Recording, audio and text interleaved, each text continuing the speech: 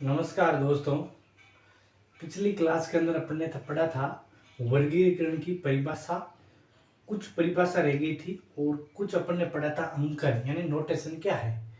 आज अपन देखेंगे नोटेशन की परिभाषाएं क्या है। 2 3 4 परिभाषा है और नोटेशन कितने यानी अंकन कितने प्रकार का होता है।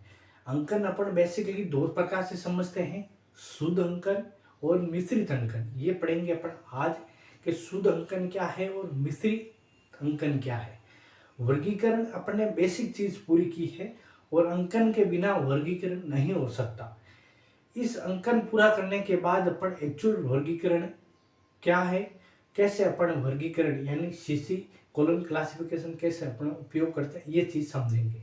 आज की क्लास अपन रहेगी वर्गीकरण के अंकन के बारे के अंदर कि अंकन क्या है और अंकन की परिभाषा क्या है। चलो शुरू करते हैं अपन आज की क्लास। आज अपन देखते हैं अंकन के प्रकार।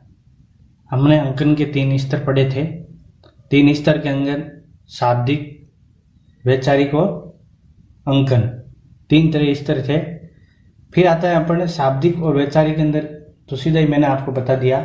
अंकन के अंदर थोड़ा डीप के अंदर है, तो अंकन के पहले प्रकार कौन कौन से वो देखेंगे और पहले परिभाषा भी इसकी देखेंगे। तो सबसे पहले अपन देखते हैं परिभाषा। परिभाषा अलग अलग लोगों ने अलग अलग दी है। तो सबसे पहले अपन रिचर्डसन के हिसाब से देखेंगे। किसके हिसाब से? रिचर्डसन की परिभाषा इंपॉर्टेंट है, इसको इंपॉर्टेंट लगा देना थोड़ा। रिचर्डसन ने क्या कहा? अंकन एक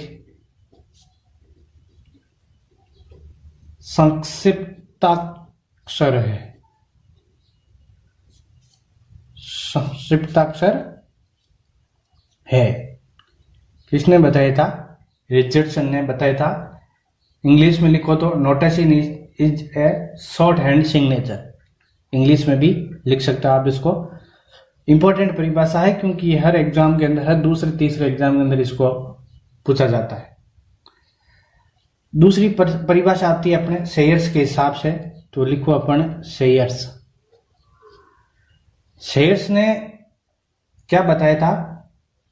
शेयर्स ने बताया था व्यवस्थित अंक अथवा चिन्ह अंकन कहलाते हैं। व्यवस्थित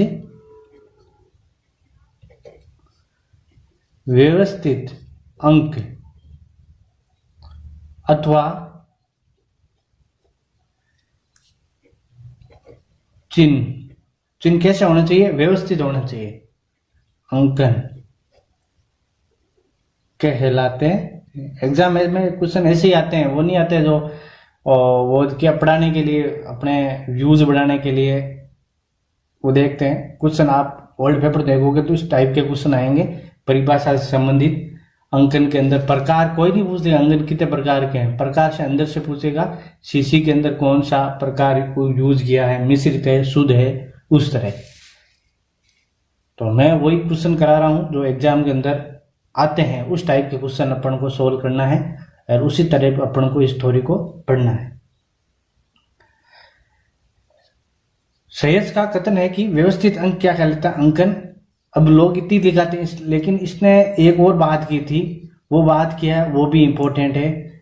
इसने क्या, इसका कहना है कि शेयर्स का कहना है कि एक उत्तम अंकन अच्छी वर्गीकरण पद्धति का, यही लिखना, एक उत्तम अंकन, एक उत्तम अंकन अच्छी वर्गीकरण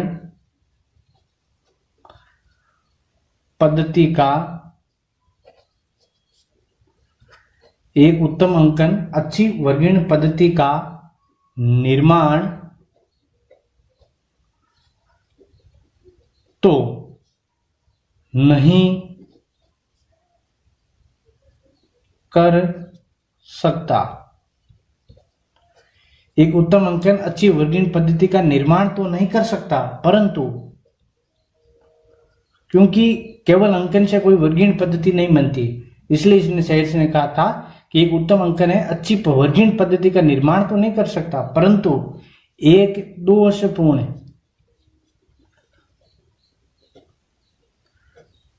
दोषपूर्ण अंकन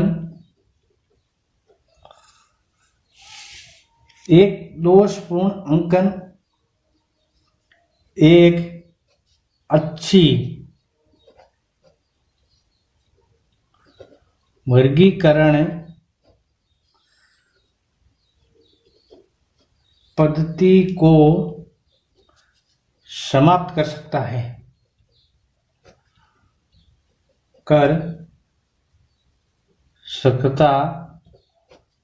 समझ में आया। उत्तम अंकन वर्गीकरण पद्धति का निर्माण तो नहीं कर सकता, क्योंकि एक अंकन से कभी वर्गीकरण पद्धति का निर्माण नहीं होता, लेकिन एक अच्छी वर्गीकरण पद्धति है, उसके अंदर अपन ने अगर अंकन दोषपूर्ण ढूंढ लिया तो वो उस वर्गीकरण पद्धति का पूरा समाप्त कर देता, उस वर्गीकरण पद्धति की ये अच्छी नहीं है। इसे समझ में आ गया होगा। सेम का सेम ऐसा ही ब्लिप्स ने कहा था, उसको थोड़ा ध्यान रखना आप। ब्लिप्स ने क्या कहा था, सेम का सेम ऐसा ही है, बस थोड़ा चेंज है, वो इसीलिए इसको साथ में लिखा रहा हूं। इसने बताया था अंकन वर्गीकरण पद्धति का निर्माण तो नहीं कर सकता, परंतु उसे नष्ट अवश्य कर सकता है। तो इसने क्या बताया था, अंकन, देखो शब्दों का ख्याल है केवल ये, अंकन वर्गीकरण पद्धति का निर्माण तो नहीं करता है, परंतु उसे नष्ट अवश्य कर सकता है। बस अब इसके अंदर आप सेम ही है, उसके अंदर देखो एक उत्तम अंकन लिखा हुआ, इसके अंदर सीधा लेके अंकन वर्गीकरण पद्धति का निर्माण तो नहीं कर, परंतु उसे नष्ट कर सकता है। और आपको याद रखना, ये नष्ट यूज जरूर रखना, इसके अंदर कहीं नष्ट यूज नहीं हुआ, इसके अंदर दोषपूर्ण है, इसके अंदर नष्ट है, वो थोड़ा सा ध्यान रखना। ये चीज अपने बात करी, ब्लिप्स के अनुसार 2 अंकन की पद्धतियां हैं, अंकन की जो परिभाषा है वो भी समझ ले। अब अपन आती है, इसी ब्लिप्स ने भी एक और चीज लिख लो, इसी ब्लिप्स ने कहा था कि अंकन को एक बरगद के पेड़ के समान होना चाहिए। तो इसने क्या था कि अंकन, इसी ब्लिप्स ने कहा था कि अंकन को एक क्वेश्चन आ रखा है, ये बरगद वाला, बरगद के पेड़, बरगद का पेड़ देखा होगा आपने, उसकी शाखाएं जमीन पर आ जाती है वापस, पेड़ के समान होना चाहिए। किसने कहा था, इस ब्लिप्स ने कहा था। ब्लिप्स ने कहा था कि अंकन कैसा होना चाहिए, बरगद के पेड़ के समान। क्वेश्चन यही आ रखा है, इसलिए मैं वही क्वेश्चन करा रहा हूं जो आने वाले हैं या जिसके थ्रू आए हैं उसके एकदम आगे अपन चलते हैं, ताकि अपन को आराम से समझ में आ जाएगी। और मैं ओल्ड पेपर कराऊंगा आपको इसके बाद के अंदर, जब भी अपना कोर्स पूरा हो जाएगा तो 10 से 15 ओल्ड पेपर करूंगा पूरे भारत के, आपको अच्छी तरह समझ में आएगा। इसीलिए आप इस चैनल को लाइक करो और चैनल को सब्सक्राइब करना ना भूलो, और शेयर ज्यादा से ज्यादा अपने दोस्तों को करो, ताकि और भी अच्छे वीडियो लाएं और सबको इसका फायदा हो जाए। फिर आता है अंकन के प्रकार। अंकन के प्रकार की बात करें तो अपन तो प्रकार 2 तरह के हैं। अंकन कितने प्रकार का है, 2 तरह का प्रकार का है। कोई कुछ बच्चे मैसेज करते हैं सर ये लाइब्रेरी थोड़ा हार्ड है, हार्ड नहीं है, एक आसान सब्जेक्ट है, इसको बस अपन को समझना है, इसका जैसा जैसा कह रहे हैं उसकी ढाल के अंदर अपन को डलना है। तो कोई इतना हार्ड नहीं है, अपन घुस गए इस लाइब्रेरी के अंदर, फिर डरना ही क्या है, आराम से करो। जैसे कहा गया है, उल्फत की जंजीरों से क्या डरना, अपने ही तकदीर से क्या डरना, जब खुद पर भरोसा हो इन हाथों की लकीरों से क्या डरना। अब लिखो अपन अंकन के प्रकार, 2 तरह के प्रकार बताएंगे अंकन के, कौन कौन से हैं। तो एक तो है शुद्ध अंकन। कैसा, शुद्ध अंकन। अपनी इसको उदाहरण शुरू करेंगे, उससे ही बता दूंगा पूरा मैं आपको। एक है मिश्रित अंकन। अंकन कितने प्रकार के हैं, 2, एक है शुद्ध और एक मिश्रित। अब इस शुद्ध अंकन के अंदर क्या है, जब किसी वर्गीकरण पद्धति के अंदर सिर्फ एक ही चीज यूज की होगी, क्या 0 से 9, या तो संख्या यूज, इसको कहते हैं इंडो अरेबिक। इंडो अरेबिक कहते हैं इसको, याद रखना। या तो 0 से 9 यूज की हो, या A to Z बड़ी एबीसीडी यूज की हो, या छोटी एबीसीडी यूज की हो, एक ही होना चाहिए। ये चीज यूज की, इनमें से नीचे में लिख देना, इनमें से किसी एक का प्रयोग। अगर इनमें से किसी एक का प्रयोग किया गया है तो वो कैसी है? शुद्ध अंकन कहलाती है। कैसी? शुद्ध अंकन। और इसका अपने उदाहरण लिखे हैं, उदाहरण है इसका डीडीसी। अब शुरू के अंदर डीडीसी आई थी वो वाली, और इसके अंदर डीडीसी के अंदर कौन सा वर्ड काम दे रहा है? 0 से 9 वाला। देख लेना आप, 0 से 9 3 अक्षर से डीडीसी की बेसिक कॉल नंबर शुरू होते हैं। अपन कोई भी किसी का नंबर बनाएंगे तो 3 नंबर से बनेगा। एक नंबर यानी एक अक्षर से कोई नंबर नहीं बनेगा। डीडीसी के नवीनतम 3 अक्षर होने चाहिए। एक है इसी, डीडीसी और इसी, और इसी के अंदर A to Z का प्रयोग किया गया है। ये 2 है जो शुद्ध अंकन के अंदर आती है। फिर आता है मिश्रित अंकन। मिश्रित अंकन की बात करें तो इसके अंदर क्या है? सभी यूज, यानी ये भी कर लो, ये भी कर लो, एक से ज्यादा, उसको कहते हैं अपन शुद्ध अंकन, नहीं मिश्रित अंकन। जैसे सबसे पहले सीसी, रंगानाथन की कॉलन क्लासिफिकेशन अपने पास होनी चाहिए। जब मैं पढ़ूंगा तो उसको आपके पास होनी चाहिए, नहीं तो समझ में नहीं आएगी। और इसकी प्रकाशन कब हुआ था? 1933 को प्रथम बार सीसी का प्रकाशन हुआ था। एक इसका उदाहरण है अपन को बीसी, उसके अंदर ही एक से ज्यादा का प्रयोग किया है। एक है एलसी लाइब्रेरी क्लासिफिकेशन, और एक एससी। इन सब का प्रयोग किसके अंदर? मिश्रित अंकन के अंदर आता है। और अपन सब पढ़ेंगे ये सब का प्रकाशन कब कब हुआ, जो मोस्ट इंपोर्टेंट बातें हैं, क्वेश्चन आए। जैसे एससी का भी पूछा जाता है, इसका प्रथम प्रकाशन, एलसी का भी पूछा जाता है, बीसी का भी पूछा जाता है, और सीसी का तो पूछा ही जाता है। ये तो इंडिया की है तो ऐसे ही पूछा जाता है। अगर इसका सब प्रकाशन की बात करें, सीसी का मैंने लिखा दिया 1933, और बीसी का 1935 लिख लो आप, बीसी का 1935। अगर बात करें एलसी का 1904 के अंदर प्रकाशन हुआ था प्रथम बार, 1904 का।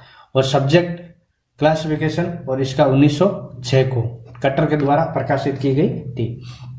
ये थी अपनी अंकन के प्रकार, सिंपल प्रकार के अंकन के। अब अपन बात करते हैं, सबसे पहले सीसी की बात करें या उत्तम अंकन के, अपन पहले गुण पढ़ लेते हैं। एक उत्तम अंकन किस तरह अच्छा होना चाहिए उसके गुण पढ़ते हैं, क्योंकि गुणों से कई बार क्वेश्चन पूछा जाता है कि उत्तम अंकन के कौन से गुण होने चाहिए, तो अपने ये गुण भी पढ़ेंगे उत्तम अंकन के।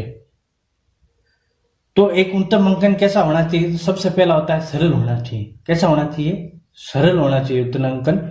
देखो मैं क्वेश्चन सब करा रहा हूँ, एग्जाम के अंदर आए उस तरह टाइप से क्वेश्चन करा रहा हूँ। ये फालतू के क्वेश्चन नहीं करा रहा हूँ, वो बाकी वीडियो दिखाने के लिए और बच्चों को, ताकि और ज्यादा इंप्रेस हो वीडियो से। क्वेश्चन नहीं आते हैं उससे, क्वेश्चन इसी टाइप के क्वेश्चन आते हैं। जैसे आपने देखो, अगर परिभाषा सीधी पूछी जाती है, फैक्ट चीज है, सीधी पूछी जाती है किसकी परिभाषा।